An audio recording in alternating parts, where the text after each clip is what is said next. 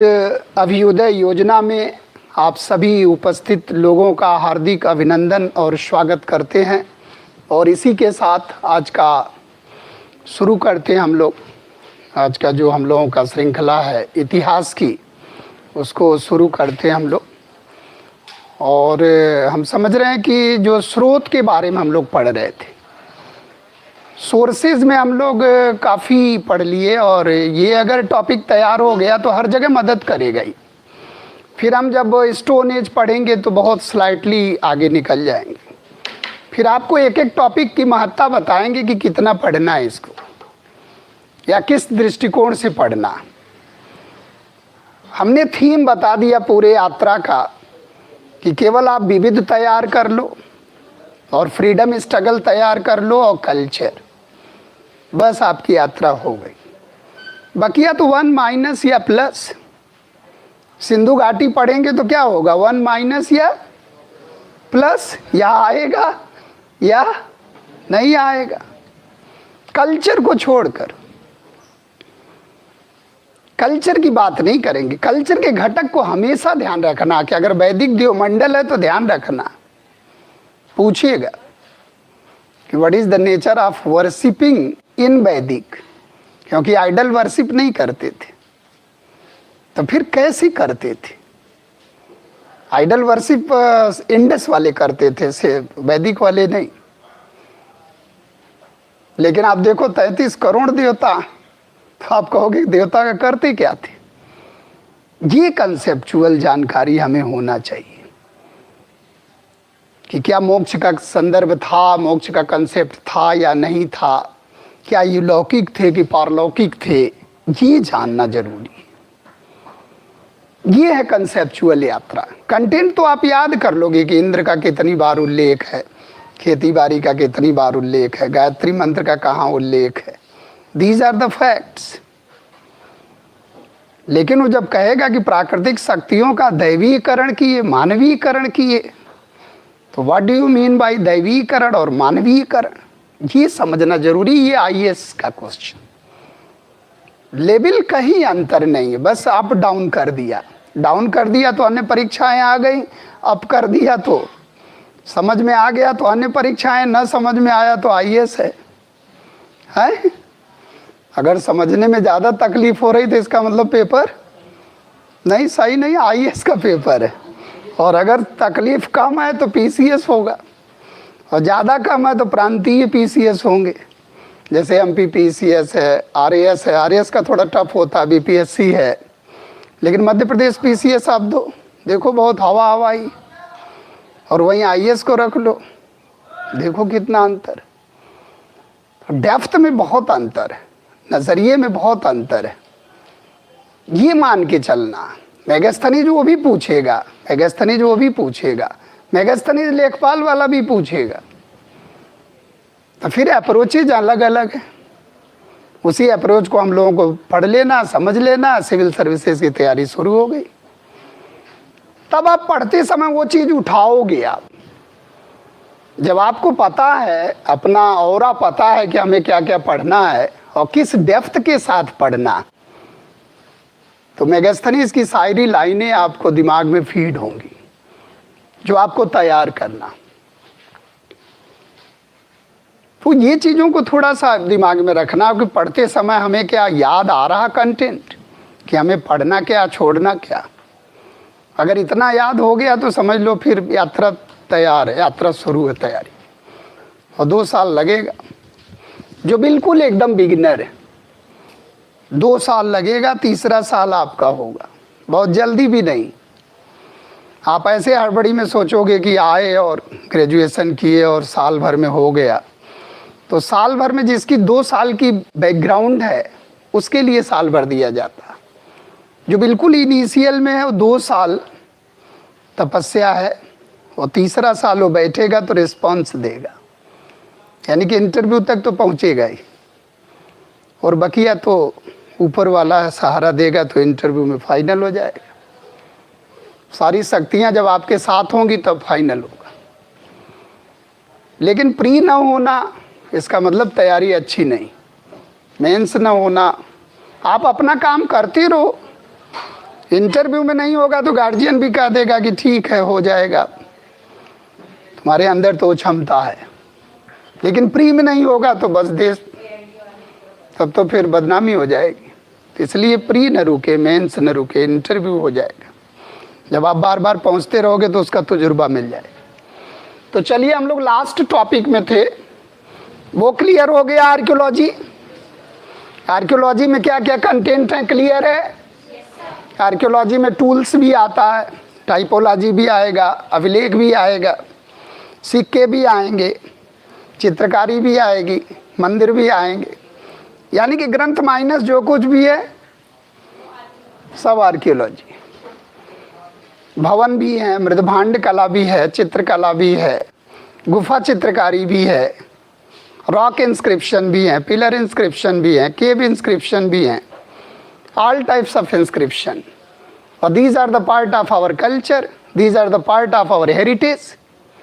आप सोचो भीमबेटका को यूनेस्को के वर्ल्ड हेरिटेज में शामिल कर लिया गया, सोचो विश्व विरासत में शामिल कर लिया गया, तो हमारी कैसी धरोहर होगी वो।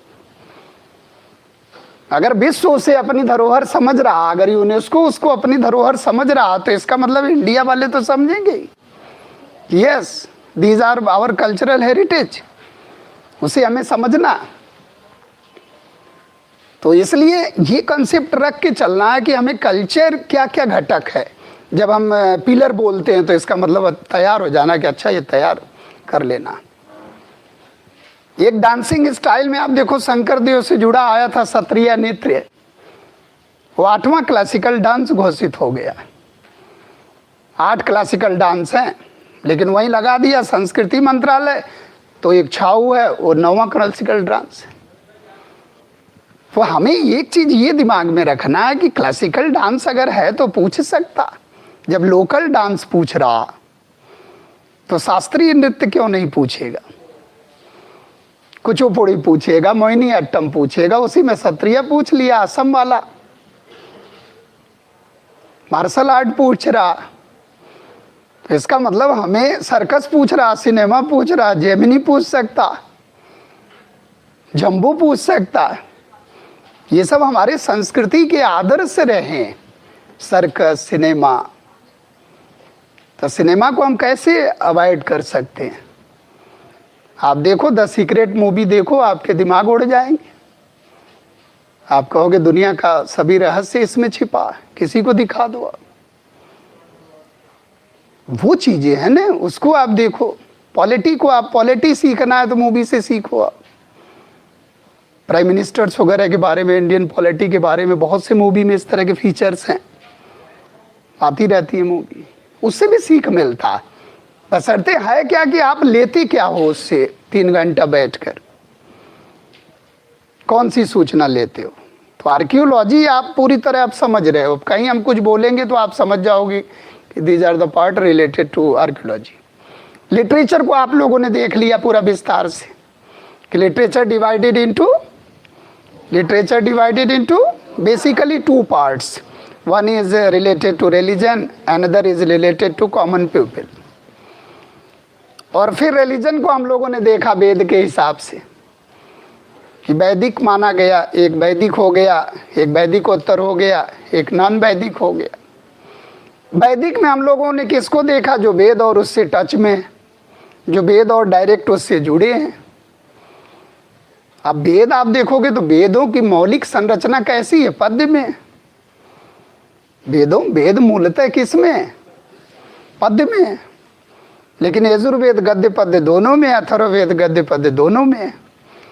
तब सवाल आता है कि दुनिया का सबसे प्राचीनतम जो है गद्य रचना कौन है? तो ब्राह्मण ग्रंथ।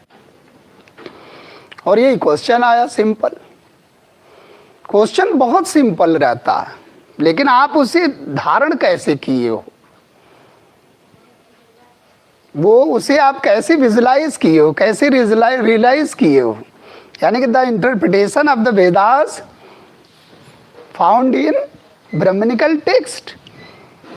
इंटरप्रिटेशन ऑफ वेदास यानी कि वेदों की व्याख्या जहां मिलती है वही है ब्राह्मण। तो पद्य में है कि गद्य में है? गद्य में होंगे, व्याख्या कर रहे हैं। प्रोज में है, पोएट्री में नहीं है, वर्स में नहीं है, स्टैंजा में नहीं है, छंद में नहीं है। तो आपको अब समझ में आ गया कि वेद, ब्राह्मण, आरण्यक, अब फिर उपनिषद, फिर कहां पहुंच गए? वेदांत, उपनिषद। भाई अगर आप ब्रह्मचर्य आश्रम और गृहस्थ आश्रम क्रॉस कर लोगे तो वानप्रस्थ में ही तो जाओगे, और वानप्रस्थ में जाओगे तो फिर जंगल, और जंगल में जाओगे तो फिर जंगल बुक भी तो लिखा जाएगा, जंगल की किताबें लिखी जाएंगी, वहीं से आपका रहस्य शुरू हो जाएगा, मिस्ट्री। तो जीवन का जो रहस्य है वो कहाँ मिलेगा? कहाँ मिलेगा? आरण्यक में। कहाँ मिलेगा? आरण्यक में मिलेगा। आरण्य माने, आरण्य माने जंगल।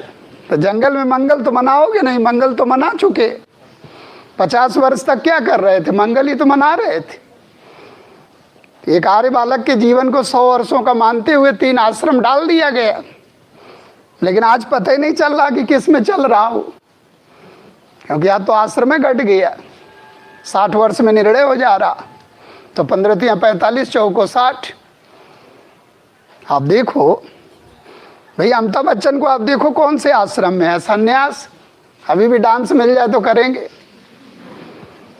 लगता है भाई 76, आप सोचो 75 76, और अभी भी लगता है कि उम्र है, लग रहा हॉबी नहीं। और एक 40 50 60 वाले को देख लो तो लगता है कि एकदम कुछ ही दिन का मेहमान। तो या तो उम्र हमारे ऊपर हावी हो जाए, या तो हम उम्र के ऊपर हावी हो जाए। ये तो समय बताएगा, है, क्योंकि समय है ना, या तो परिस्थितियों को दास बना लो या परिस्थितियां तुम्हें दास बना लेंगी। 2 ही ऑप्शन है, तीसरा नहीं होता है। तीसरा तो कोई ऑप्शन ही नहीं। तो आरण्यक अब आ गया कि दुनिया का वह ग्रंथ जिसमें रहस्य की शुरुआत हुई निम्नलिखित में से कौन है? तो you have to choose Aranyaka, not Vedanta. अब देखो लाइन बदल दी है, दुनिया का वह ग्रंथ जो रहस्यात्मक है, तो you have to choose Vedanta. Full of mystery, अगर आ गया रहस्य से भरा है तो Vedanta. Starting of mystery, starting of mystery Aranyaka, क्योंकि रहस्य शुरू कहां से हुआ और क्लाइमेक्स। ऐसे क्वेश्चन ड्रॉ करना। जब हम बोलते हैं ना तो आप शब्दों पर गौर किया करो। भारत में पहला महत्वपूर्ण मुस्लिम आक्रमण आ गया, क्या लगेगा? भारत में महत्वपूर्ण पहला मुस्लिम आक्रमण, देखो देखो बिखर गए। हमेशा ध्यान रखना क्वेश्चन पर, आंसर नहीं। आंसर तो हम पूछ ही नहीं रहे। जब हम पूछा करें तो आप समझ लिया करो कि एक एक शब्द पहले पकड़ ले, तब बोले, नहीं गलत ही होगा, प्राय गलत होता।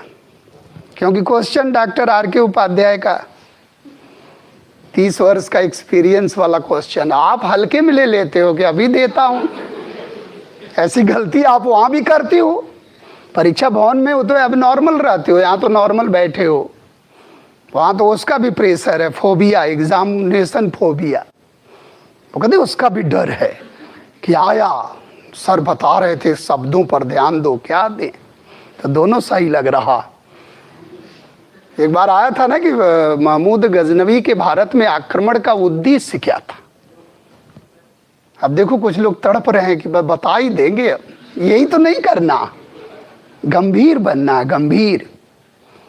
सारे उद्देश्य थे, क्योंकि हमने उद्देश्य पूछा, हमने मेन ऑब्जेक्टिव नहीं पूछा। और कुछ लोगों के दिमाग में क्या चल रहा था? आर्थिक लूटना। अच्छा, सबसे गजब की बात है कि आपका आंसर ऑटोमेटिकली आ जाता है गलत वाला। ये सबसे गजब की बात है। हमारे अंदर भी आता था जब आपके तरह थे, वो गलत वाला ही आता था और वो लग जाता था। तो हम लोगों के समय में तो पेंसिल भी कुछ दिनों तक चली तो उसको मिटा लेते थे, तब तक दूसरा बताता था गलत हो गया। लेकिन अब तो हो गया तो हो गया, अब क्या करोगे, ब्लेड थोड़े लिए रहोगे कि हमेशा ब्लेड से मार दिए, पता चला गोला ही चला गया, खत्म हो गया, चेक भी नहीं होगा। अब संभल के रहना, आप देखो क्वालिफाई कर जाओगे, क्योंकि आपका कॉन्फिडेंस लेवल अच्छा रहे। और आप अभ्युदय में पढ़े हो, वो भी बरेली वाले अभ्युदय में। ये इंडिया का समझ लीजिए टॉप लेवल का उत्तर प्रदेश का अभ्युदय, जहाँ तक हमने देखा, हम भी देखते रहते हैं ना वीडियो, टॉप लेवल पर उसको बचाए रखने का प्रयास हम लोग कर रहे हैं। लेकिन उसको आपको बचाए रखना कि जब प्लेस आप लगाओगे, जब इसमें से प्लेस लगेगी तब नाम होगा कि अच्छा निकला, उसमें भी था क्या जो जौहरी जो इस हीरे को तराश दिया। क्योंकि जब तक हीरा तरसेगा नहीं ना, तब तक वो जौहरी का कोई पूछेगा ही नहीं कौन जौहरी। हीरा जब आएगा और उसका क्रिटिकल एंगल दिखेगा, टोटल इंटरनल रिफ्लेक्शन, तब कोई पूछेगा कि इसका जौहरी कौन था। हम लोगों को तो कोई पूछता ही नहीं, आपके कारण पूछेगा। तो इसलिए हमेशा एम्फेसिस देना किस पर, क्वेश्चन पर, नॉट आंसर। और आपके दिमाग में बाई चांस क्या आता है, आंसर। तो धार्मिक उद्देश्य भी था, राजनीतिक उद्देश्य भी था, आर्थिक उद्देश्य भी था, यानी कि ऑल ऑफ एबव, उपर्युक्त सभी। लेकिन आप आ गए थे कहाँ, बस तड़प रहे थे एक लगाना ही लगाना। जैसे यूरोपीय कंपनियों का भारत में आगमन, तो एक तुरंत स्ट्राइक करेगा, अरे this is the best option, लेकिन वो गलत। हाँ माना कि ठीक है, लेके आए कि हम व्यापार करने चल रहे हैं, लेकिन कहीं ना कहीं तो दिमाग में ये हो रहा था कि जनसंख्या भी बढ़ा देंगे, ईसाई धर्म का प्रचार भी कर लेंगे, और अगर समय मिला तो कब्जा भी कर लेंगे। हो गया सारे उद्देश्य। तो there are two types of objective, one is internal, another one is external. कितने प्रकार के उद्देश्य होते हैं, दो, एक मन में चल रहा और एक दिख रहा। जब लॉर्ड कर्जन ने बंगाल विभाजन किया तो there are two types of motives. दिखने के लिए कुछ और लग रहा था, लेकिन आंतरिक उद्देश्य कुछ और था। तो the real purpose behind the partition of Bengal is to suppress national feeling, हमें दबाना, हमारे राष्ट्रवाद को खत्म कर देना। लेकिन राष्ट्रवाद को कोई खत्म करेगा तो राष्ट्रवाद और उभर जाएगा। इसलिए लोग थैंक यू भी बोलते हैं किसको, लॉर्ड कर्जन को। अगर लॉर्ड कर्जन नहीं होता तो शायद हमारे क्रांतिकारी इतने तीव्र क्रांतिकारी नहीं होते, गोली बम बनाने की फैक्ट्री नहीं खोलते, फिलॉसफी ऑफ बम लिखा गया। सोचो, कभी आप सोच सकते हो बम बनाने की मैनुअल लिखे गए, भगवती चरण बेहरा, चंद्रशेखर आजाद, फिलॉसफी ऑफ बम लिखा गया। तो युवा किस रास्ते पे गए, उसके पीछे कहीं ना कहीं कोई न कोई था। तो वो कौन था, लॉर्ड लीटन, लॉर्ड कर्जन। जितने प्रतिक्रियावादी आए उतना ही माहौल गर्म किए, क्योंकि राष्ट्रवाद दबाने की चीज नहीं, दबाओगे तो और उभर जाएगी। तो थीम को समझना है। कभी भी हम कोई क्वेश्चन पूछते हैं तो इसका मतलब आपको क्वेश्चन पर बल देना, आंसर पर नहीं। आंसर तो चारों में एक है ही है, हो सकता है नन ऑफ दीज हो सकता है ऑल ऑफ एबव, उस पर भी ध्यान देना। तो इसका मतलब हम लोगों ने लिटरेचर को भी पढ़ा, आर्कियोलॉजी को भी पढ़ा। अब फॉरेन लिटरेचर में थोड़ा सा आपको हम बताना चाह रहे हैं, बीच बीच में आएंगे विजिटर्स, उसको हम लोग पढ़ते रहेंगे। एक हमने बताया ग्रीको रोमन क्लासिकल विजिटर्स। पहले टाइप के विजिटर कौन थे, ग्रीक से आए, रोमन से आए, ग्रीको रोमन टाइप के। जैसे आप देखोगे कि विदेशी यात्रा वृत्तांत में, विदेशी यात्रियों में, फॉरेन ट्रेवलर्स में हम लोग तीन तरह की बनाए थे शेड्यूल। एक तो बनाए थे ग्रीको रोमन, यानी कि यूनानी रोमन करके बनाए थे, और इसमें तीन क्लासिफिकेशन किए थे, याद आ रहा, प्री एलेक्जेंडर, एलेक्जेंडर को ले लो आप, सिकंदर को ले लो आप, सिकंदर को आधार बना लो आप। देखो आप लिखने को तो ये भी लिख रहे हैं सिकंदर से पूर्व, सिकंदर के पूर्व वाले भी लिख रहे हैं और समकालीन वाले भी लिख रहे हैं और बाद वाले भी लिख रहे हैं, बाद वाले। अब आप बताओ, आपसे अगर क्वेश्चन किया जाए कि सबसे प्रामाणिक कौन है, इसमें सबसे प्रामाणिक कौन लग रहा? पोस्ट एलेक्जेंडर, बाद वाला, क्योंकि उसी में यात्रा वृत्तांत है, उसी में यात्री आ रहा, वो तो उसी का अधिकारी, वो तो लिखेगा ही, वो तो उसी के साथ आ रहा।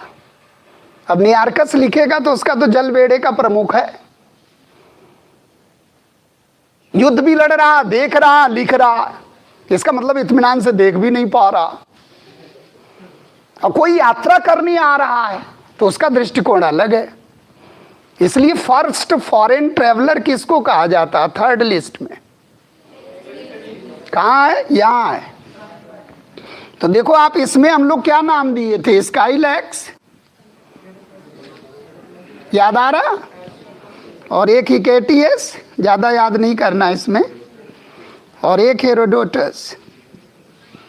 हेरोडोटस देखो आप, ये 6th सेंचुरी वाले हैं, ये इन्हें आप ध्यान रखना 5th सेंचुरी वाले बीसी। कभी आ जा father of historiography, father of history, तो ध्यान रखना है। यानी कि ये 600 से 500 वाले हैं और ये 500 से 400 वाले हैं। सेंचुरी बनाना सीखो थोड़ा आप। तो कोई पूछ ले कि हेरोडोटस की सेंचुरी क्या है? 5th century BC. उल्टा बनता, बस उलट देना, एडी को उलट देना, बीसी हो जाएगा। जैसे हम लोग 21वीं सदी में है, किस सदी में है? तो 21वीं, यानी कि 2000 से 2100। तो वहां पहुंचने पर बना रहे हैं, यहाँ चलने पर बना रहे हैं, उल्टा कर देना। कभी कोई टेंशन नहीं है, सेंचुरी बन जाएगी, उसी को उलट देना। किस सेंचुरी का मैटर है हेरोडोटस वाला? तो 480 के आसपास इनका जन्म हुआ, 430 उसमें मर जाएंगे। उल्टा होता है? आपको लगेगा कि अरे पहले तो मर गया फिर जन्म लिया। तो अगर उल्टा लग रहा तो इसका मतलब बीसी चल रहा। क्लियर? तो ये ध्यान रखना। लेकिन अगर इसी को हम उलट दें तो सत्यानाश हो जाएगा इतिहास का। सेम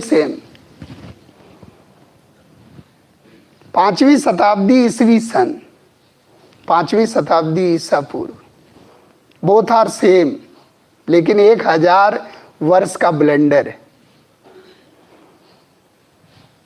तो अगर हेरोडोटस को किसी ने लगा दिया कि 5वीं शताब्दी ईसवी सन, तो सत्यानाश कर दिया। आर्यभट्ट के आसपास आ गया है। किस काल में आ गया? गुप्त काल। वो भी गुप्त काल का पतन हो रहा था। सोचो कितना अंतर हो गया। क्योंकि इतिहास जीता है किसमें? काल में। और काल ही आपका काल है। बहुत डरते हो, आया काल वाला है। महाकाल का दर्शन करने के बाद भी काल परेशान कर रहा है। तो ध्यान रखना है कि बोथ आर सिमिलर। अब देखो आप यहां बनाए, आप 500 से 600 की तरफ जा रहे हो आप, सही? और यहां आप 600 से 500 की तरफ जा रहे हो। तो इसको इससे बना लिए, बीसी है, और इसको अपना वाला फार्मूला लगा दिए, एडी है। एडी में जहां पहुंचोगे उसको उठा लोगे, तो कहां पहुंच रहे हो? 6 उठेगा कि 5? और यहां उल्टा कर दो, 5 उठेगा कि 6? 5 उठेगा कि 6? तुम लोग कभी नहीं सुधर सकते हो। जहां से स्टार्ट करना, अगर बीसी है तो जहां से स्टार्ट करना ये उठेगा, और अगर एडी है तो जहां पहुंचना। अब इसको वेरीफाई कैसे करोगे? बोलो आप, इसको वेरीफाई कैसे करोगे आप कि ये सही है कि गलत है? कैसे करोगे? अब नहीं बोल रहे हैं, बोले अब मौन हो जाना ही सही। देखो आप, बोथ आर फर्स्ट सेंचुरी, लेकिन एक फर्स्ट सेंचुरी एडी है, एक फर्स्ट सेंचुरी बीसी है। सेंचुरी बोल रहे हैं, फर्स्ट एडी मत समझ लेना। यानी कि 100 से 0 की तरफ जो जा रहा है वो भी पहली बोल रहा, और 0 से 100 की तरफ जा रहा वो भी पहली बोल रहा। इसका मतलब 0 सेंचुरी नहीं है, 0 सेंचुरी नहीं है। या तो इसे उठा रहा है, या तो इसे उठा रहा है, या तो चलने वाले से उठा रहा है जहां स्टार्ट कर रहा हो, या तो इंड पर उठा रहा है। इसका मतलब हम लोगों का फार्मूला सही है। इसका मतलब हम लोगों का फार्मूला सही है। तो आप जब थोड़ा सा मैच्योरिटी में जाओगे तो आप अपने क्वेश्चन को जब वेरीफाइड कर लोगे, जैसे मैथ वाला कर लेता है, मैथ वाला चेक कर लेता है ना कि जो हम आंसर लगाए हैं वो सही है कि गलत है। इतना कॉन्फिडेंस जब आ जाएगा तो आप समझ लो कि फिर तो उस लेवल में पहुंच गया कि अपने उत्तर को चैलेंज कर दो आप कि दिस इज राइट और रॉन्ग। जैसे विक्रम संवत, आप चैलेंज कर दो कि 57 इज द राइट, नॉट 58, क्योंकि हमारे प्रियम्बल में क्या दिया है? 2006 विक्रमी। क्या दिया है? आज दिनांक स्मृति मार्गशीर्ष शुक्ला सप्तमी संवत 2006 विक्रमी को एतद द्वारा इस संविधान को अंगीकृत, अधिनियमित और आत्मार्पित करते हैं। तो क्या दिया है? 2006 विक्रमी। या 57 माइनस करोगे तो 1947 पर 49 पर आ जाओगे, जो हमारा विधि दिवस मनाया जाता है, संविधान दिवस मनाया जाता है, 26 नवंबर 1949। तो 57 इज द राइट आंसर, क्योंकि संविधान हमारा उसको वेरीफाई कर रहा है। तो अगर लूसेंट 58 दे रहा तो दैट इज रॉन्ग। 58 भी मिलेगा और 57 भी मिलेगा। तो गलती हम लोगों से होती है, गलती लिखने वाला लिख रहा, दोनों। अब आप समझो, यही तो लड़ाई है। अगर सब एक्यूरेसी आ जाए तो इतिहास साइंस ना हो जाए पूरी तरह। इसका मतलब इतिहास में भ्रम तो है, लेकिन उसे दूर किया भी जा सकता है। किस आधार पर? वेरिफिकेशन के आधार। तो ये तो थोड़ा सा ध्यान रखना। तो ये बना लोगे यार सेंचुरी। अब ये किस सेंचुरी के विद्वान हैं? 6वीं शताब्दी। और ये किस सेंचुरी का विद्वान? 5वीं शताब्दी। ये ध्यान रखना। और ये घटना किस सेंचुरी की है? अगर एडी में है तो 6ठी, अब बीसी में होगा तो उलट जाएगा, तब भी 6ठी होगा। होगा कि नहीं? Both are in same condition. तो ये चीज ध्यान रखना है। तो ये प्रामाणिक, अब देखो ये भूगोल के पिता या लोगोग्राफी के पिता। इतिहास लेखन से पहले क्या हुआ? गद्य लेखन। अब हेरोडोटस से पहले ही केटीएस है कि बाद में है? तो हेरोडोटस का मार्ग किसने प्रशस्त किया? हेकेटियस। तो he was father of logography and he was father of histography. इसका मतलब लोगोग्राफी किससे पहले शुरू हुई? हिस्टोग्राफी से। और कहीं भी दुनिया में लिखा गया तो हमने क्या बताया था? कहीं भी लिखा जाएगा तो कब लिखा जाएगा? Downward, not upward. ये ध्यान रखना हमेशा। और इनके साथ जो आया उसको क्या कहते हैं? याद आ रहा? नियार्कस, अरस्टिबुलस, थोड़ा बहुत याद रखना। अरस्टिबुलस और आनेसिक्रिटस। आनेसिक्रिटस ये सिकंदर के जीवनीकार हैं, और ये वाराफिस्टी लिखे हैं, और ये जलबेड़े का प्रमुख है नियार्कस। नियार्कस लिखता है कि भारत के लोग कपड़े पर लिखते हैं, लेकिन मेगास्थनीज लिखता है कि भारत के लोग लिखते ही नहीं। वो दोनों क्रॉस हो गए आपस में। तो ध्यान रखना है। तो इस लिस्ट से ज्यादा प्रमाणिक ये लिस्ट होगी, और सबसे ज्यादा प्रमाणिक, आराम से देखो, इतिहास साइंस है बिल्कुल। जैसे कह रहे हो ना कि एक जगह लिपि मिलेगी, एक जगह मिलेगी पढ़ी नहीं जाएगी, और एक जगह मिलेगी और पढ़ ली जाएगी। कि जब है नहीं तो प्री हिस्ट्री, और जब पढ़ी नहीं गई और जब पढ़ ली गई तो हिस्ट्री। देखो साइंस की तरह, बस अपने दिमाग को बना लेना। तो हिस्ट्री वार ऑफ वार किसने लिखा? युद्ध का इतिहास किसने लिखा? अरिस्टोबुलस। और सिकंदर की जीवनी अनेसिक्रीटस। ध्यान रखना। अब इस लिस्ट को देखो आप, इसमें प्रमाणिक आएंगे जैसे मेगास्थनीज, मेगास्थनीज, डायमेकस, डायमेकस और डायोनीसियस। देखो आप क्रमशः आए ये कब आए? चंद्रगुप्त मौर्य के समय में, चंद्रगुप्त मौर्य। और ये कब आए? क्रमशः। अब ये चले थे इसी के लिए, लेकिन आ गए यहाँ बिंदुसार के लिए ही चले थे, लेकिन अशोक का समय था उस समय। अब सोचो अगर बिंदुसार बिंबिसार हो गया तो क्या होगा? उल्टा पलटा है। बिंबिसार चेंज इनटू बिंदुसार, और बिंदुसार चेंज इनटू बिंबिसार, तो इतिहास का सत्यानाश। तो इतिहास को, इसको हम लोग क्या कहते हैं? इतिहास का ABCD। अगर कोई बिंदुसार को बिंबिसार समझ रहा तो उसको ABCD का भी नॉलेज नहीं है। तो पहला तो यही रहता है अभियान कि इसे इतिहास का क्रमबद्धता आ जाए कि कहाँ क्या बोलना। अब Bimbisara was the first political ruler of India.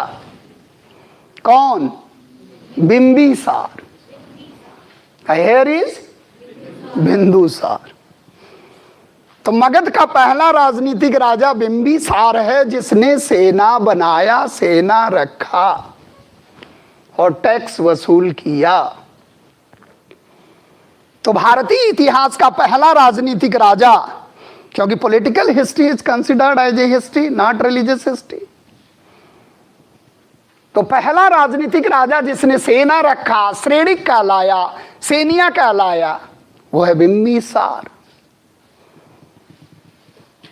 क्या कहलाया? बिंबिसार, मगध का पहला राजा, हर्यंक वंश का। और यहां कौन सा वंश है? मौर्य वंश। और मौर्य वंश में भी किसका? अशोक का डैडी, ध्यान रखना, बिंदुसार। और ये जो है इतिहास का पहला सिजेरियन बेबी, ऑपरेशन करके निकाला गया।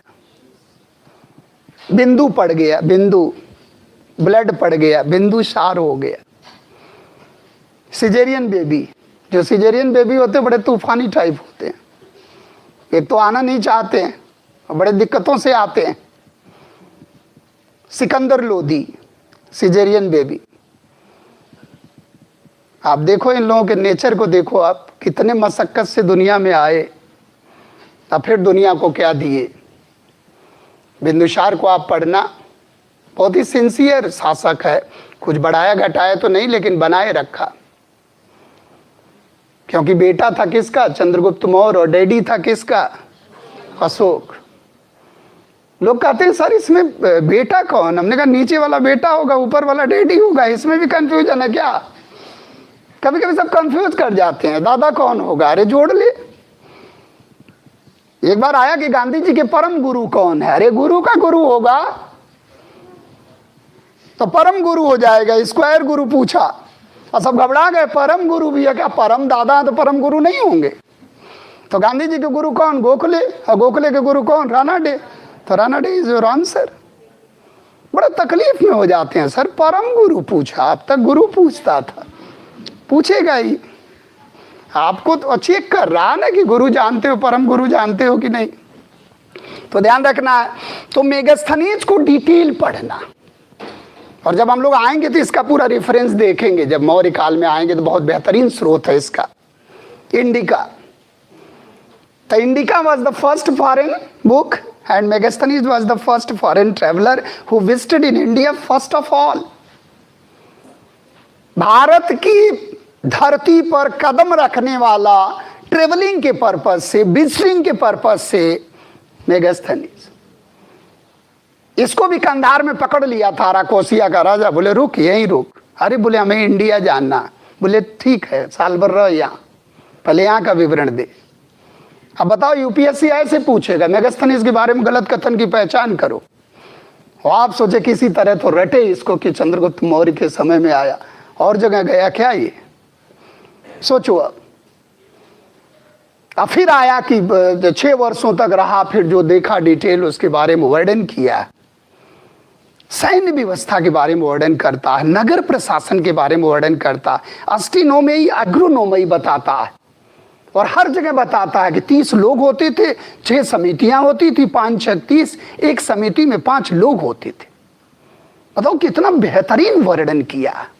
और आईएएस में कभी कभी मेंस में भी आता है कि आप इसका डिस्क्रिप्शन लिखो। सोचो अब जनगणना समिति का वर्णन करता है कौन? मेगास्थनीज।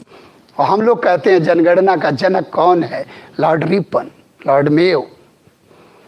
और जनगणना मौर्य वाले करा रहे हैं, रजिस्टर रखा रहता था कि कब ये नगर में आया कब गया। जनगणना समिति होती थी। तीसरी समिति, पहली समिति इंडस्ट्री को देखती थी, शिल्प उद्योग धंधों को देखती थी। जो शिल्पकार को छेड़ता था न उसको दंड दिया जाता था। और आज देखो आप, कभी पढ़ तो लो आप मौर्य, कभी कौटिल्य का अर्थशास्त्र आप पढ़ लो, आपके होश उड़ जाएंगे, किसी को पढ़ने की जरूरत नहीं।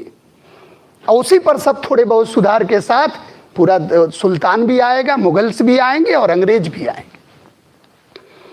क्या नहीं है, बस एक शब्द में हम कहेंगे क्या नहीं है। कौटिल्य का अर्थशास्त्र, मेगास्थनीज की इंडिका और अशोक के अभिलेख, तीनों बराबर स्रोत दे रहे हैं किसके लिए? मौर्य। इसलिए real history begins from Mauryan period.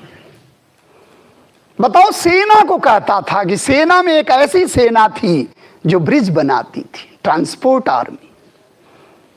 सेना में भी बोला कि सेना के 3 अंग, 4 अंग नहीं, चतुरंगड़ी सेना नहीं, 6 अंग थे। बोले ये कहां से निकाला? अश्वारोही सेना, गजारोही सेना, रथारोही सेना, नौसेना, यातायात सेना। सोचो आप, नौसेना, नेवी के बारे में बताया। सोचो चंद्रगुप्त मौर्य, 6 लाख आर्मी, कोई देख लेता ना तो उसकी निगाह भी निकाल लेता। हिम्मत नहीं पड़ी, उसकी हिम्मत पड़ी सेल्यूकस निकेटर। बोले रुक, तुझे वहीं बताते हैं, वहीं रह। और निकेटर नाम रखा था कि हम कभी पराजित नहीं होंगे। बोले धनानंद का भारत नहीं है, भूल जाना। आर्मी है, उस आर्मी का वर्णन कर रहा कौन? मेगास्थनीज। सोचो अब, चैरियट आर्मी है, रथारोही सेना, गजारोही सेना, अश्वरोही सेना और नेवी है, और ट्रांसपोर्ट आर्मी। सोचो आप, पेडेस्ट्रियल आर्मी तो है ही है, पैदल सेना 6 लाख। प्लूटार्क ने लिखा है कि Androcottus overran and subdued the whole of India with an army of 6 lakh. 9-10 lakh की सेना में अलाउद्दीन खिलजी, देखो आप, मंगोल आक्रमण ताबड़तोड़ हो रहे थे, बोले होने दो, सेना की कमी नहीं, वहीं मारूंगा जाके। सबसे ज्यादा मंगोल आक्रमण का भय था अलाउद्दीन खिलजी। टुकड़े हो जाता कोई दूसरा सुल्तान होता उसके जगह पे। बोले नहीं, सेना मजबूत है, आने दो, कोई दिक्कत नहीं। 9 कमांडर थे, वेटिंग लिस्ट में थे, वो Alauddin Khilji. APL BPL card बांटता था, राशनिंग सिस्टम चलाता था, योग्यता के आधार पर नौकरी देता था, स्टैंडिंग आर्मी रखता था। आप सोचो, मौर्य का क्या सीख नहीं लेना चाहिए मौर्य से? हमारे पास स्टैंडिंग आर्मी ही नहीं थी। उसके बाद हर्ष के बाद देखो आप, जो आ रहा आक्रमण कर रहा, आर्मी नहीं हमारे पास। उस समय कर लिया होता। हर्षवर्धन के समय में देखो आर्मी है कुछ, जब जब हमारे पास सुदृढ़ सैन्य नियोजन रहा, डिफेंस हमारा मजबूत रहा, चाइना ने क्यों मारा हमें? क्योंकि जवाहरलाल नेहरू समझ रहे थे डिफेंस कमजोर। चाइना के संदर्भ में तो हम कमजोर ही थे उस समय। तब लाल बहादुर शास्त्री आए, बोले दो ही चीज पर ध्यान दो, खाद्यान्न उत्पादन और सेना। बोले और सब तो अपने आप हो जाएगा, जय जवान जय किसान। और उसके बाद देखो ग्रीन रिवॉल्यूशन शुरू हो गई, हरित क्रांति शुरू हो गई, और शास्त्री जी की देन है। तो ये चीज आप देखो कि मतलब यहां आप अगर इसको नहीं पढ़ोगे, अगर मौर्य को अच्छी तरह नहीं पढ़ोगे, तो अलाउद्दीन खिलजी के मर्म को क्या समझोगे, शेर शाह सूरी को क्या समझोगे, बाबर को क्या समझोगे आप? इसका मतलब हमें बेस को स्ट्रांग करना, बेस। और वो हम नहीं कह रहे हैं, वो आके मेगास्थनीज कह रहा, नगर का वर्णन कर रहा है, पाटलिपुत्र के राजप्रसाद का वर्णन कर रहा है, और क्या कह रहा है कि सूसा और एक बतना में भी हमने नहीं देखा ऐसा पैलेस जो वुडन पैलेस था। और उसी पैलेस की बात कर रहा कौन? फाहियान। कौन? फाहियान। तो आपका चैप्टराइजेशन वाला टॉपिक हमेशा आपके टेबल के सामने रहना चाहिए। जब हम मेगास्थनीज बोले तो आप मौर्य काल में थे, जब हम फाहियान बोले तो आप गुप्त काल पहुंच गए। इसका मतलब वो वुडन पैलेस था, और वहां आके उसने कहा अरे ये तो देवता नहीं, ये तो मानव नहीं बनाया, देवता बनाए। ये है importance of description of foreigners. आज भी उसकी महत्ता है। विदेशी क्या कह के चला गया, हम क्या कह रहे हैं? हो सकता हम पूर्वाग्रह से ग्रसित हो सकता हरिसेन ने प्रयाग प्रशस्ति में लिख दिया, बढ़ा चढ़ा के लिख दिया हो समुद्रगुप्त के बारे में, लेकिन क्या कोई फॉरेन विजिटर्स भी कह रहा है? क्या कोई अभिलेख भी कह रहा है? प्रशस्ति तो बोलेगी ही, राजा की प्रशंसा करेगी, उससे पाठक नहीं संतुष्ट होगा, हर्षचरित से संतुष्ट नहीं होगा, क्योंकि हर्षचरित में हर्षवर्धन को हाईलाइट करके लिखा गया। लेकिन वहीं जब ह्वेनसांग को पढ़ेगा, ह्वेनसांग से भी संतुष्ट नहीं होगा। जब हर्षवर्धन के अभिलेख को पढ़ेगा तब कहेगा अच्छा, वंशखेड़ा का अभिलेख, शाहजहांपुर कटरा, सोनीपत का अभिलेख। ये तो हमारे कुछ विद्यार्थी बेहोश हो जाते हैं, बोले अरे ये इतिहास है। इसके बाद एक आएगा माहुयान। माहुयान ज्यादा नहीं याद रखना है, बस सीरियल से याद रखना, कभी क्रम ना आ जाए।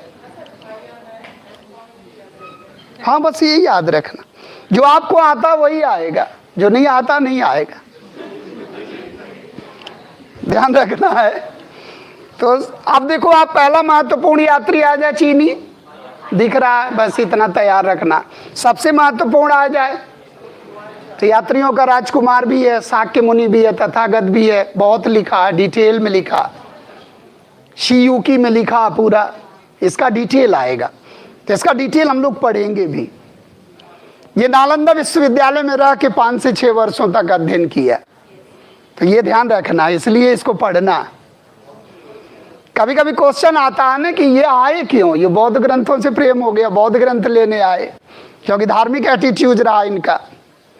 तो जो बौद्ध धर्म को संरक्षण देगा उसके बारे में थोड़ा ज्यादा हाईलाइट कर देंगे, तो ये भी तो पूर्वाग्रह से ग्रसित हो सकते हैं, है?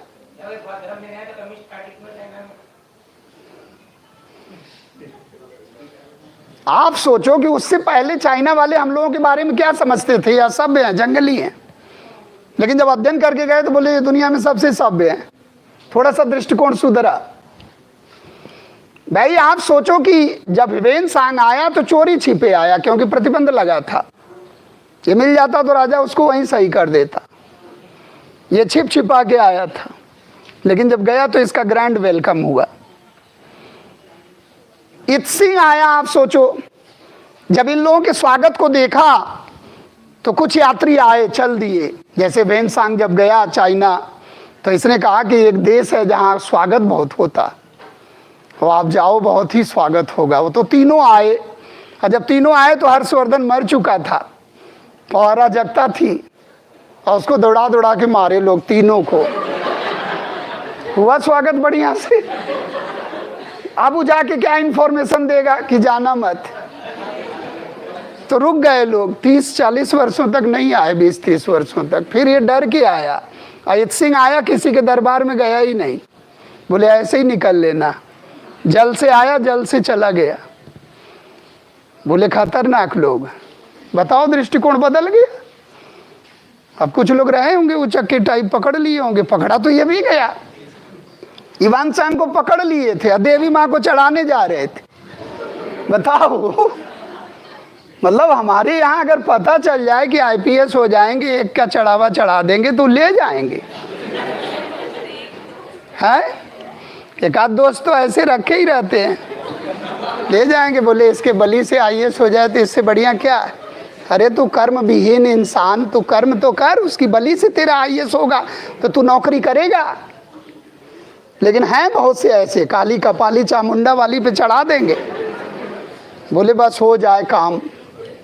ऐसा नहीं सोचना है, ऐसे कायर नहीं बनना, वीर पुरुष बनना।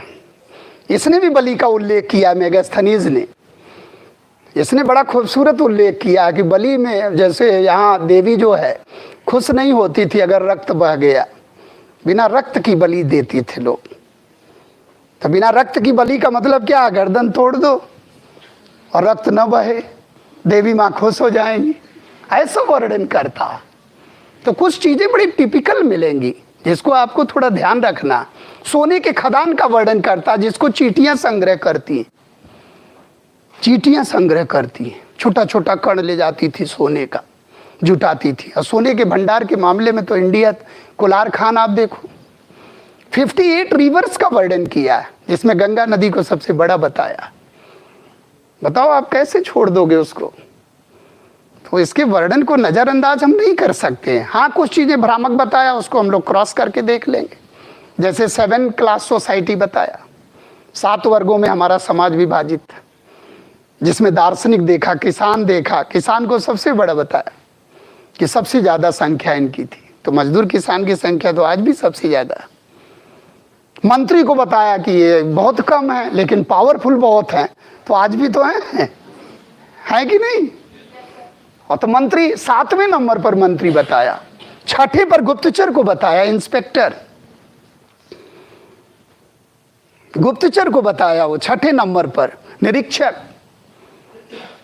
और 6ठे नंबर पर 6ठे शिलालेख में अशोक ने भी गुप्तचर का उल्लेख किया, 6ठे दीर्घ शिलालेख। सोचो अब आप, यानी कि 7 याद नहीं करना, 7 क्रम से याद करना। तीसरे नंबर पर ग्वाला को बताया, जो हर्ड्समैन थे, जो पशु वशु चराते थे, पशुचारक। आया क्वेश्चन एक बार कि मेगास्थनीज के इंडिका में उल्लेखित तीसरे नंबर पर किसका वर्णन किया गया। अरे बच्चा बोला रटे तो थे, भूल गए सब। रटना नहीं है, विजन में आना चाहिए। विजन जैसे होता आंख मूंद लो आ जाए। विवेकानंद क्या कहते थे, कोई चीज नहीं याद हो रही है पढ़ लो, आंख मूंद लो। आज का विद्यार्थी आंख मूंद ले तो 1 घंटे के बाद खोलेगा। विवेकानंद जिस समय कहते थे सही था, उनके जैसा इंट्यूशन हो सकता हो ना हो।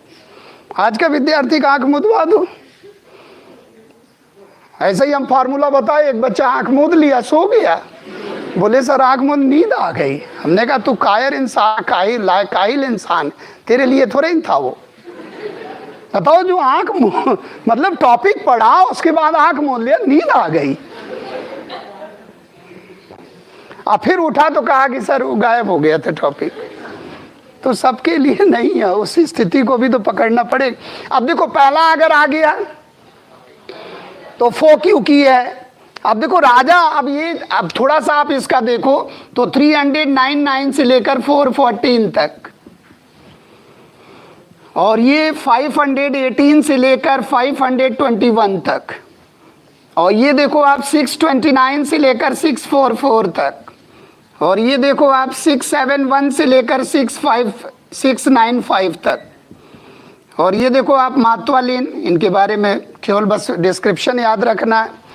और ये देखो आप 1451 से लेकर 1453 तक, इनको केवल याद रखना, इनके डिस्क्रिप्शन। आप देखो सेंचुरी बनाओ, आप फाइयान किस सेंचुरी में आया, 15 वर्षों तक रहा। बना दो सेंचुरी तो हम समझें कि अभी बताए अभी बन गया। सेंचुरी बनाओ, बना दो आज, लगा दो दिमाग पूरा। लो 4th में आया, जैसे लग रहा चाइना से हवाई जहाज से आया। अरे साल भर तो आने में लगेगा और साल भर जाने में लगेगा। 400 से 500 के बीच में है, सेंचुरी कौन बनेगी बोलो। 5th सेंचुरी एडी चेक करना होगा तो ऐसे भी आएगा। अच्छा, भारत में आने वाला चीनी यात्री सबसे ज्यादा समय तक कौन रहा, कैलकुलेट कर लोगे, एक बार कैलकुलेट करोगे तभी तो। नालंदा विश्वविद्यालय में सबसे ज्यादा रह के अध्ययन कौन किया होगा, 9 से 10 वर्ष, 5 से 6 वर्ष। नालंदा विश्वविद्यालय में कौन अध्ययन नहीं किया, क्योंकि जब ये था तो विश्वविद्यालय था ही नहीं, और जब ये था तो उजड़ चुका था। नहीं, धीरे का झटका जोर से लगेगा, क्योंकि बख्तियार खिलजी ने आग लगा दिया, उजड़ गया नालंदा विश्वविद्यालय 1205 के आसपास।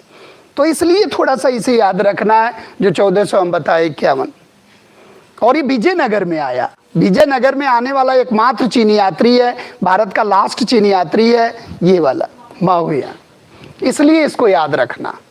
और ये हर्षवर्धन के पूर्वी अभियान का वर्णन करता मातवालिन, और ये चोल के न्याय प्रशासन का वर्णन करता चाउजू कुआं। चोल डायनेस्टी, तंजौर के चोल राजवंश, जो किसके लिए जाने जाते हैं, स्थानीय स्वशासन के लिए। किसके लिए, स्थानीय स्वशासन। सोचो, सभासद का चुनाव होता था, लॉटरी निकालते थे, नगर प्रमुख चुने जाते थे, और स्थानीय स्वशासन का जनक आता तो हम लोग लगाते हैं क्या, Lord Ripon. Who was the father of local self government, Lord Ripon. लेकिन स्थानीय स्वशासन किसने दिया, चोलों ने दिया। चोलों की आर्मी बहुत, नेवी बहुत स्ट्रांग थी, बहुत स्ट्रांग थी। दक्षिण पूर्वी एशियाई देश हम लोग के कब्जे थे। एक ही बार देखने को मिला कि आर्मी, हमारी नेवी इतनी स्ट्रांग थी, श्रीलंका पर कब्जा था। सोचो, तो एक चीज आप देख रहे हो कि बोगज कोड़ी को देखो आप, उधर अंकोर वाट के मंदिर को देखो, तो आपको पता चला कि हमारी सभ्यता और संस्कृति का एक्सटेंशन भारत के बाहर कहाँ तक था। और उसी को कहते थे क्या, बृहत्तर भारत। क्या कहते थे, ग्रेटर इंडिया। ये भी कंसेप्ट आया आईएएस कि ग्रेटर इंडिया किसे कहते हैं, जब हमारी सभ्यता और संस्कृति हमारे सरहद से बाहर चली गई। आपने देखा तुर्की अनातोलिया, बोगज कोई, और लेख किसका मिला, इंद्र, मित्र, वरुण, नासत्व। और सूर्यवर्मन द्वितीय के समय में मंदिर बना कहाँ, अंकोर वाट। सोचो 12वीं 13वीं शताब्दी, सूर्यवर्मन द्वितीय। और दुनिया का सबसे बड़ा विष्णु का मंदिर है अंकोर वाट का मंदिर। गरुड़ एयरलाइंस इंडोनेशिया, गरुड़ किसका वाहन, विष्णु जी। और विश्व का सबसे ज्यादा मुस्लिम आबादी वाला देश इंडोनेशिया, और एयरलाइंस का नाम क्या है, गरुड़ एयरलाइंस। यानी कि भारतीय सभ्यता और संस्कृति की छाप पूरे वर्ल्ड लेवल पर रही। तो ये सब कैसे प्रूफ करोगे आप, थ्रू सोर्सेज। सोर्सेज अगर कमजोर रहेगा तो नहीं प्रूफ कर पाओगे। तो ये चीज क्लियर हो रहा है, ये चीज आएगा बीच बीच में, हम लोग पढ़ते रहेंगे। इसका मतलब कि फाइयान की बात आ रही, तो फाइयान किसके समय में आ रहा है, चंद्रगुप्त विक्रमादित्य। इस समय कौन राजा थे, चंद्रगुप्त सेकेंड, चंद्रगुप्त सेकेंड, वही Vikramaditya. Chandragupta second is the Chandragupta Vikramaditya. अब आप सोचो कि चंद्रगुप्त विक्रमादित्य को आप देखो, उज्जैन को भी उन्होंने राजधानी बनाया, और उज्जैन को कल्चरल राजधानी बनाया जहां नवरत्न रहते थे। अब पॉलिटिकल राजधानी कौन थी, पाटलिपुत्र। तो दो दो राजधानियों वाले शासक थे।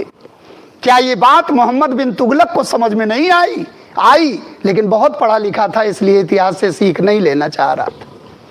बहुत पढ़े लिखे नहीं लेते हैं, औहदे मुंह गिरते हैं। आप देखो इतिहास का सबसे ज्यादा पढ़ा लिखा व्यक्ति सबसे ज्यादा परेशान था, मोहम्मद बिन तुगलक। कोई योजना सफल नहीं हुई। दिल्ली को उठा के दौलताबाद ले गया।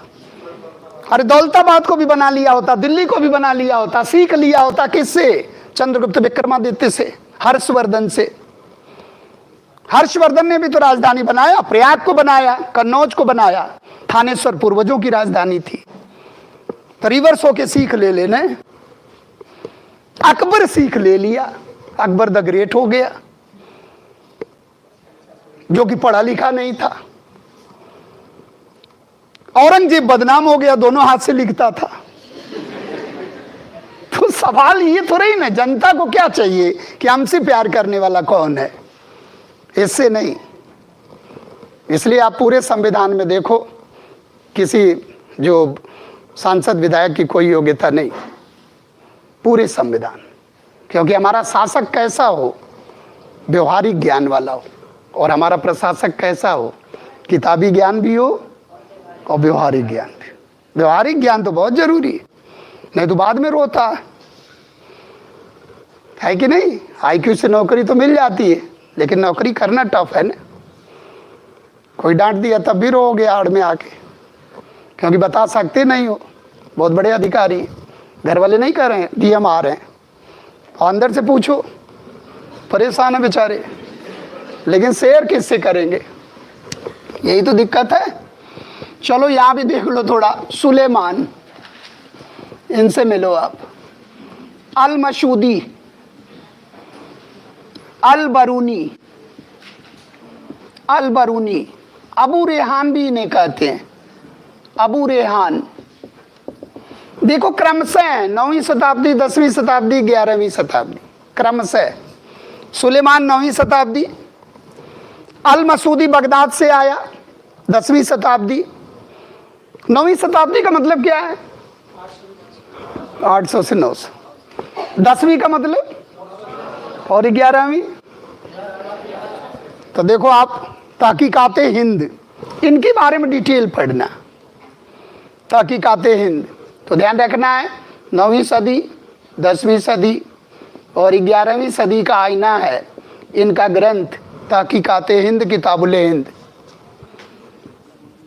किताबुल हिंद, किताब उल ए हिंद, टेक लगा के लिखना है, तकिया कलाम। नहीं पता चला किताबें लिख दिए, हाँ एक किताब लिख दिए डबल है। तो जल्दी में, कुछ लोग बड़ी जल्दी में रहते हैं, अरे किताबें, किताब, फिर रुकना है, टेक लगाना, उसको कहते हैं तकिया। डॉक्टर कहता नहीं तकिया लगा ले, फिर कहता तकिया हटा ले। अरे बोले क्या मजाक, गर्दन थोड़ा सा ऐसे हो गई, बोले तकिया लगाते हो क्या? बोले हटा दो। टेक लगा के किसी ने लिखा बहुत खूबसूरत तरीके से, तो हमें उसी तरीके से उसको पेश करना। जैसे तुजुक ए बाबरी, और कुछ लिखते हैं क्या, तुजू की बाबरी, जैसे लगता समय कम है, जल्दी में रहते हैं। तो ध्यान रखना, किताब उल ए हिंद, हिंद के लिए एक किताब। तहकीकात ए हिंद, तहकीकात डिस्कवरी ऑफ इंडिया, तहकीकात ए हिंद, डिस्कवरी ऑफ इंडिया। ये बड़ा स्कॉलर था। ये भारत में पुराण और भागवत गीता का अध्ययन करने वाला फर्स्ट मुस्लिम। सोचो आप, अरबी फारसी का ज्ञान रखता था, संस्कृत कैसे सीख लिया? और ऐसे संस्कृत पढ़ता था, ऐसे अरबी में लिखता था तहकीकाते हिंद, अरबी में लिखा था तहकीकाते हिंद। और एडवर्ड सी सचाऊ थे, वो क्वेश्चन आईएएस में आया कि अंग्रेजी में अनुवाद किसने किया? एडवर्ड सी सचाऊ। एडवर्ड सी सचाऊ पहले व्यक्ति थे जो इसका जर्मन में अनुवाद किए और आगे चल के अंग्रेजी में भी अनुवाद किए। और शांताराम ने इसका हिंदी में अनुवाद किया, फिर रजनीकांत शर्मा ने इसका फिर हिंदी में अनुवाद किया। और दुनिया के मैक्सिमम भाषाओं में अनुदित पुस्तक है किसकी? इस स्कॉलर की, अल बरूनी, अबू रेहान। इसको ले आया था जब ख्वारिज्म पर आक्रमण किया महमूद गजनवी 1017 में, तो इसको पकड़ लाया, पकड़ के जेल में इसको डाल दिया। उसको क्या मालूम कि काबिल व्यक्ति है, तो बाद में लोगों ने कहा कि अरे वो तो बहुत ही स्कॉलर है। बोले जेल से निकाल लो, उसको अपने साथ ले चलेंगे। तो अपने साथ ले आया इंडिया में। वो अपना काम करता था, वो अपना काम करता था। सोचो आप, पूरा लिखा है। 11वीं सदी का भारत अगर जानना है तो you have to read Al-Biruni's Kitabul Hind. 11वीं सदी भारत का आईना कौन सा ग्रंथ है? किताब। इसको अरब का हेरोडोटस कहते हैं। अल मसूदी, अरब का हेरोडोटस। जो काम हेरोडोटस ने किया वर्ल्ड के लिए, अरबी दुनिया के लिए वही काम अल मसूदी ने किया। सिस्टमैटिक लिखा पूरा। तो हमें थोड़ा सा तो जानना ही है। त्रिकोणात्मक संघर्ष चल रहा था। मिहिर भोज के बारे में लिख रहा, पाल वंश के राजा के बारे में लिख रहा, राष्ट्रकूट वंश के राजा के बारे में लिख रहा। कन्नौज की सत्ता को लेकर 3 शक्तियां आपस में लड़ गई। और जब हम लड़ेंगे तो विदेशी आएगा कि छोड़ेगा? आएगा। क्योंकि भारत में विदेशियों के आक्रमण का 2 ही कारण था, फर्टिलिटी, डिसयूनिटी। वो याद रहेगा हमेशा। हम इतने फर्टाइल थे कि आ जाएगा। अरे आप डायमंड हीरा रखो, पड़ोसी ले जाएगा उठा के। हीरा तो रखो आप, दोस्त ही ले जाएगा। क्योंकि नियति खराब होने में ज्यादा समय नहीं लगता। आप देखो, नादिर शाह नहीं था, ले गया हमारा। बताओ, सिंहासन, बादशाह को उठा के नीचे बैठा, सिंहासन ले गया। इतनी हिम्मत!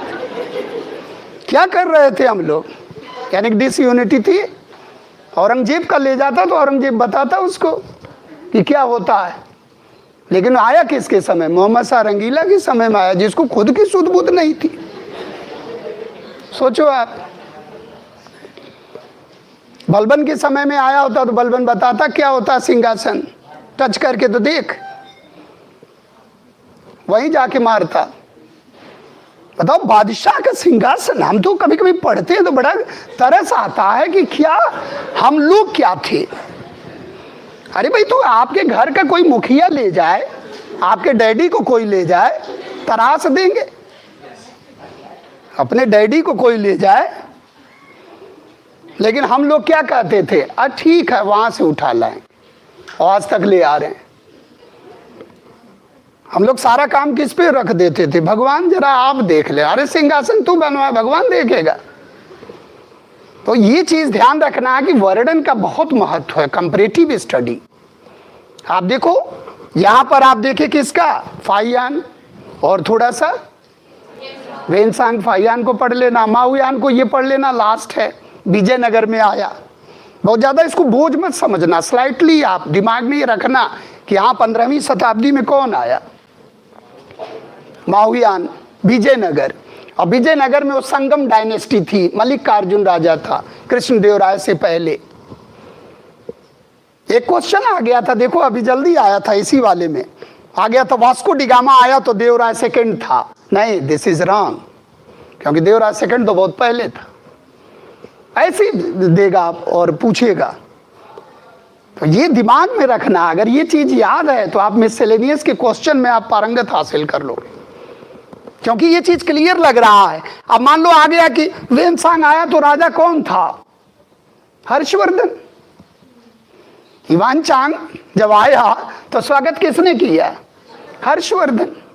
और जब इत्सिंग आया तो राजा कौन था? बोले इनमें से कोई नहीं, क्योंकि कोई राजा ही नहीं था।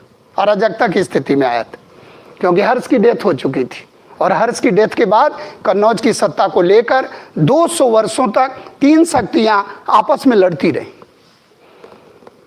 और तो छोड़ो आप, बंगाल से पाल आ रहा, इधर से गुर्जर प्रतिहार जा रहा, और इधर से जा रहा अपनी ताकत को दिखाने Rashtrakuta. Why you interfere in northern India? गलती चाहे जिससे हुई है, चाहे साउथ वाले से हुई है, चाहे उत्तर भारत से हुई है। उत्तर वाला दक्षिण को लूट रहा, दक्षिण वाला उत्तर को लूट रहा। क्या इंडिया का कंसेप्ट उसे क्लियर नहीं है क्या? इंडिया है क्या? मार्को पोलो अध्ययन करके जा रहा तो बोला इंडिया का अध्ययन।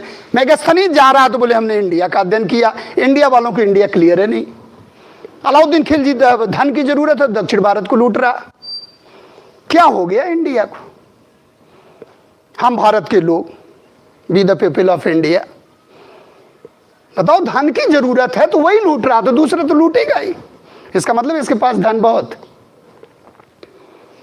चंद्रगुप्त मौर्य को देखो आप, चंद्रगुप्त मौर्य, बिंदुसार की कोई विजय नहीं, अशोक की कलिंग विजय है। इसका मतलब सारी की सारी विजय किसकी है? चंद्रगुप्त मौर्य की। और उत्तरी मैसूर तक है, और उधर अफगानिस्तान तक है, उधर बंगाल तक है, जहां जहां अशोक ने अपना अभिलेख खुदवा के रखा, वो सारी की सारी विजय किसकी है? चंद्रगुप्त। और आपने एक चीज और देखा होगा कि भद्रबाहु के साथ चंद्रगुप्त मौर्य दक्षिण भारत चले गए, श्रवण बेलगोला। कहां चले गए? इसका मतलब कि वो अपने सरहद में ही था, और अकाल पड़ा था भीषण। तो इस अकाल की जानकारी जैन ग्रंथ भी दे रहा है, इस अकाल की जानकारी स्वगौरा और महास्थान का ताम्रपत्र भी दे रहा, इस अकाल की जानकारी अशोक के अभिलेख में मिल रही है, इस अकाल की जानकारी इंडस वैली सिविलाइजेशन से मिल रही है। और मेगास्थनीज कह रहा कि भारत में अकाल नहीं पड़ता, भारत में दास नहीं थे, दास प्रथा नहीं थी। अब बताओ, दास प्रथा शुरू से, कौटिल्य का अर्थशास्त्र दासों के बारे में उल्लेख कर रहा, लेकिन मेगास्थनीज भी सही अपने जगह पर है, हम लोग भी सही हैं। मेगास्थनीज देखा तो उसकी हालत उसके जैसी नहीं थी जैसे दासों की हालत उसके यहाँ थी। उसके यहाँ दासों को रस्सी में बांध के घसीटा जाता था, लेकिन हमारे यहाँ तो दास नौकर चाकर को पहचान भी नहीं पाते हैं। कभी कभी लोग जाते हैं उसी का पैर छू लेते हैं। आप कभी कभी देखो, हम लोगों के नौकर चाकर ठाट बाट से रहते हैं, अब बाद में वो सोचते हैं अब कहाँ जाएं, यही था, बोले हम वो नहीं हैं जिसको आप खोज रहे हो, क्योंकि सूटेड बूटेड वो भी था। तो हमारे यहाँ रख रखाव अच्छी तरह किया गया, वो पहचान नहीं पाया। और उसके यहाँ हेलर्ट्स थे, दासों की बहुत बुरी पोजीशन थी, तो हम उसको गलत पूरी तरह ठहरा नहीं सकते हैं। हम उसको व्यूज को देखेंगे कि वो कहाँ तक सही है। फसलों को लोग नुकसान नहीं पहुंचाते थे तो महंगाई नहीं होगी। हो सकता है उस एरिया में जहां गया अकाल ना पड़ता हो, है कोई जरूरी भारत में हर जगह अकाल तो नहीं पड़ा है। तो इसका मतलब वो अपने जगह पर सही है, उसको भी ध्यान रखना, लेकिन कहीं कहीं रिलेवेंट है तो उसे अन्य स्रोत से क्रॉस कर लेना। क्लियर? तो ये चीज ध्यान रखना, इसमें किसको जोर देना है ज्यादा? जैसे सुलेमान अल मसूदी। अब सुलेमान कह रहा है क्या, एक मिहिर कुल जो है गुर्जर प्रतिहार राजा था मिहिर भोज, उसकी कैवलरी आर्मी बहुत जबरदस्त थी। मिहिर भोज, एक राजा भोज, एक परमार राजा भोज, अद्यधारा निराधारा निरालंबा सरस्वती पंडिता खंडिता सर्वे भोज राजे दिवंगते। एक वो राजा भोज, कहाँ राजा भोज, कहाँ गंगू, वो राजा भोज। 30 से 40 ग्रंथ आज भी उस राजा भोज के अवेलेबल है। ऐसे लिखते थे, ऐसे तलवार रखी रहती थी, गर्दन क्रॉस कर देते थे। सोचो, प्रजा की रक्षा भी करते थे। और एक बार क्वेश्चन आया कि किस राजा के मरने के बाद शारदे मां निराश्रित हो गई, तो वही राजा भोज। क्वेश्चन आ तो जाए, आंसर आपके यहां आएगा। अगर ये स्थिति है तो सही, नहीं मिहिर भोज लगा दिए तो गलत, क्योंकि उसी राजा से अलग करने के लिए राजा भोज का यानी कि मिहिर भोज नाम रखा गया, उस राजा भोज से अलग करने के लिए। वो प्रतिहार राजा और वो परमार राजा, धारा नगरी, भोज नगरी, भोज सर जो भी बनाए हैं भोपाल के आसपास, वो राजा भोज वाले। सोचो 30 से 40 ग्रंथ हैं, सम्रांगण सूत्रधारा, युक्ति कल्पतरु, शैव धर्म पर कितना ग्रंथ उन्होंने लिखा, वास्तु शास्त्र पर ग्रंथ लिखा। सोचो आप, सम्रांगण सूत्रधारा वास्तु शास्त्र पर, गणित पर लिखा, व्याकरण पर लिखा। टैलेंटेड पर्सन जैसे हर्षवर्धन थे, शास्त्र के भी धनी, शस्त्र के भी धनी, प्रजा की रक्षा भी करते थे और स्कॉलिस्टिक नॉलेज भी था। तो इस तरह से हमें ध्यान रखना है कि जब ये आ रहे हैं तो कह रहे हैं क्या इस्लाम का सबसे बड़ा शत्रु कौन है? मिहिर भोज। तो ये क्वेश्चन अगर आएगा तो जाहिर सी बात है कि वो किस ग्रुप से आया? सोर्सेज। तो अब सोर्सेज की महत्ता कुछ लगी, यानी कि हम लोग चलते रहेंगे। अभी तो मार्को पोलो आएगा तो हल्का मचा देगा, अभी आप देखोगे एक इससे पहले है चचनामा, नाम सुने होंगे, हिस्ट्री ऑफ सिंध, सिंध पर अरबियों के आक्रमण का वर्णन कर रहा चचनामा, और अरबी में है, ये भी अरबी में है। 2 ही 3 ग्रंथ हैं जो अरबी में, बाकी है सब फारसी में, क्योंकि दिल्ली सल्तनत और मुगल काल के जितने ग्रंथ हैं सब पर्शियन में है, क्योंकि फारसी उनकी राजभाषा थी। तो एक किताबुल हिंद, एक चचनामा और एक इब्न बतूता आएगा मोरक्को से, वही पागल सनकी के समय में, क्या मोहम्मद बिन तुगलक, इब्न बतूता आएगा, बहुत शिकायत करता था, उसको भी सही कर दिया, बोले तेरा भी इलाज मेरे पास है। सोचो आप, इब्न बतूता आया, उसने रहला लिखा, डिस्क्रिप्शन ऑफ इंडिया रहला, वो भी अरबी में। तो अरबी के इन 3 ग्रंथों को आप समझ लोगे। और महमूद गजनवी के दरबार में एक व्यक्ति रहता था, बहुत ही शाहनामा फिरदौसी, और Firdausi was the first writer of Persian and he wrote Shahnameh, that is the first Persian text book in India. वहीं से फारसी की शुरुआत होती है, और इसके बाद फारसी भाषा आप देखोगे दिल्ली सल्तनत और मुगल काल में पूरी तरह चलती रही। तो हमें ट्रिकी बनना है, यानी कि तुजुकी बाबरी को अगर छोड़ दिया जाए तुर्की में, तो मैक्सिमम ग्रंथ, अधिकांश ग्रंथ की अगर लैंग्वेज आ रही है तो क्या लगा हो गया, पर्शियन। ट्रिकी बनना, थोड़ा टेक्निकल बन जाओगे तो सब क्लियर हो जाएगा धीरे धीरे। ठीक है, तो क्लियर, ये चीज क्लियर हो गई। क्या समय हुआ, पास में पहुंच रहे हैं, चलो अब इस पर कर लेते हैं। अब देखो क्वेश्चन तो आप धीरे धीरे समझ ही रहे हो कि क्वेश्चन किस तरह का बनेगा, समझ रहे हैं। भारत का सबसे प्राचीन अगर सिक्का आ जाए तो क्या बताओगे, किस काल में मिला भारत का सबसे प्राचीन सिक्का, किस काल में। अब देखो अभी भी बहुत फ्लक्चुएट कर रहा, पंचमार्क क्वाइंस, आहत सिक्का, और आहत सिक्का किस काल का है, बुद्ध काल का। किस काल का है, बुद्ध काल का। और मेनली किस धातु से बना है, सिल्वर। किस धातु से बना है, सिल्वर, चांदी का है। लेकिन दुर्भाग्यवश उस पे क्या लिखा है, चित्र बने, कुछ लिखा नहीं।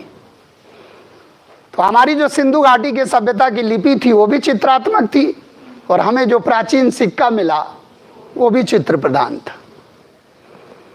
तो इसका मतलब दोनों क्या थे, पिक्टोग्राफिकल थे। और उस चित्र जो बनता था उस पे अर्धचंद्र के चित्र बनते थे, शिव पार्वती के चित्र बनते थे, नंदी के चित्र बनते थे, वृक्ष के चित्र बनते थे। तो सवाल उठा कि भारत का सबसे प्राचीन सिक्का किस धातु में डाला था, सिल्वर क्वाइंस। किस समय का था, बुद्धा पीरियड। यानी कि बुद्ध काल में जो विनिमय का साधन था वो बार्टर से हटकर धीरे धीरे क्वाइंस पर आया। पहले हम लोग विनिमय किस में करते थे, वस्तु विनिमय। सिंधु घाटी वाले किस में विनिमय करेंगे, वस्तु विनिमय। और आज भी क्या होता है, आज भी क्या होता है, आज भी गांवों में चले जाओ, वस्तु विनिमय। तो वो इटालियन फिलोसोफर क्रोचे की लाइन बार बार याद होना चाहिए, history is always current, history is always current. जो हम करते थे कभी, आज हम करते हैं, क्योंकि हम छोड़ नहीं सकते हैं, क्योंकि वो हमारा क्या है, कल्चरल पार्ट। अगर गायब हुआ तो कौन, फिजिकल मैटेरियलिस्टिक पार्ट, रह गया तो कौन, कल्चरल। आज बताओ इंग्लिश बॉन्ड सिस्टम से मकान बनाते हैं कि नहीं, सिंधु घाटी वाले बनाते थे। तो फ्रॉम दैट टिल टुडे आज हम लोग धातु के धातु में मिलाते हैं कि नहीं, metallurgy, from that till today. आज हम तांबे का इस्तेमाल करते हैं कि नहीं, मूल धातु। अंगूठी भी बनेगी तो उसमें क्या मिलेगा, आप कहते नहीं 22 जो है कैरेट का है। इसका मतलब जो बकिया है, जो बचा है, वो क्या है, कॉपर। इसका मतलब इंसान ने पहली बार किससे रूबरू हुआ, कॉपर, मेटल में, मेटल में कॉपर। और वैसे तो स्टोन, वैसे पहली बार किससे रूबरू हुआ? स्टोन, और उसी को पवित्र मान लिया। और आज आप देखो, नदी के किनारे से कोई पिंडी उठाओ, जल चढ़ाओ, दूसरे दिन से दूसरा भी चढ़ाने लगेगा। फ्री हो गया तो और चढ़ाएंगे, और इंटरव्यू भी हो गया तो मंदिर बना दे। मानो तो देव। सोचो, वहां था तो क्या इंपॉर्टेंस था, और जब मंदिर का रूप दे दिए तो क्या इंपॉर्टेंस है? आ गए सर? कहाँ है? अरे आने दीजिए, वो हाथ हो जाए। आइए सर, आ जाइए, आ जाइए। अब बोलो, जल्दी बोल दो आप। कोई अगर दिक्कत, इस टॉपिक से संबंधित कोई क्वेश्चन पूछना हो, बोलो आप, फास्ट बोल दो आप। एकदम बुद्ध की तरह मौन हो जाते हैं। आप बोले अरे क्या बोले, सब सही है, एवरीथिंग इज ओके।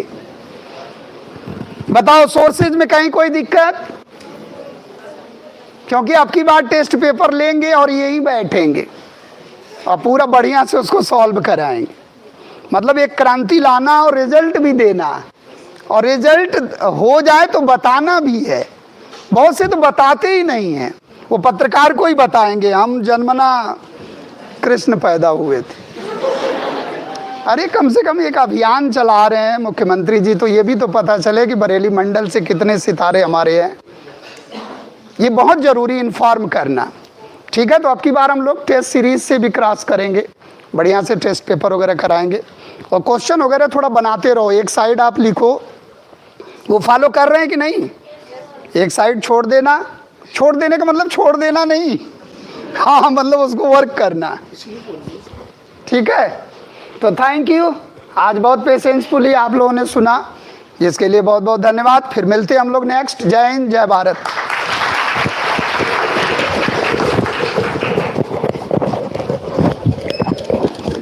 और क्या हालत है?